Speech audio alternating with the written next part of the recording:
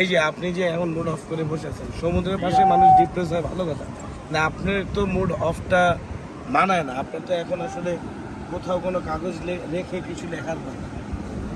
সকাল থেকে তানপুরা বাজাইতে ইচ্ছা করতেছে, ক্লাসিক্যাল তানপুরা। আশেপাশে যে তানপুরা দেখতেছি এগুলো ডিস্টিউ, এই জন্য মনে হয়। কিন্তু অনেকেই বলে আপনার লেখার অর্থ তারা বুঝতে পারে না, এটা কি আসলে কোনো ডবল মিনিং থাকে? কোনো মিনিংয়ের কিছু নাই, কিছু বোঝার নাই। তুই তোরে কি বুঝবি? না তোর তোর মানে কি? তোর অর্থ কি?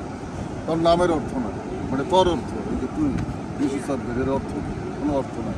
মানুষ তুই মানুষ, তুই অর্থ আমার সহকর্মী, আমার বন্ধু, এই তো। এছাড়া আর কি? তুই কারো কিন্তু এই যে আপনি যে এতদিন পর্যন্ত এই যে জাতিকে দেশকে অনেক কিছু লিখে দিয়ে গেলেন, যখন আপনি থাকবেন না তখন এই লেখাগুলো দিয়ে কি হবে? আপনি তো অনেক কিছু করেছেন, অনেক কিছু শিখিয়েছেন। না, আমি শুধু আমাকে দিতে চেয়েছি, অন্যদের হয়ে গিয়েছে। আমি কাউকে দিতে চাইনি, আমি আমাকে দিতে চেয়ে আমি আরামটা পেতে চেয়েছি, অন্যরা নিয়ে নিয়েছে। আর যখন আপনি এই জগতে থাকবেন না তখন এই লেখাগুলো কি হবে? জানি না।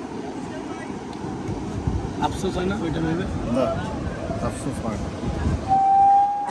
আপনি যতদিন পর্যন্ত লিখতে পারেন লিখেই যাবেন তার মানে? না, লিখতে পারলে লিখে যাবো তা না, যতক্ষণ ফিল পাবো লেখা, থটস আসবে তো। লেখার ফিল পাবো ততক্ষণ লিখে যাবো। তাহলে আপাতত লিখতে পারলেই লিখবো, হয় না তো? মানে আপাতত আপনি ফিল হ্যাঁ, ফিলে আছে। ধন্যবাদ আপনাকে।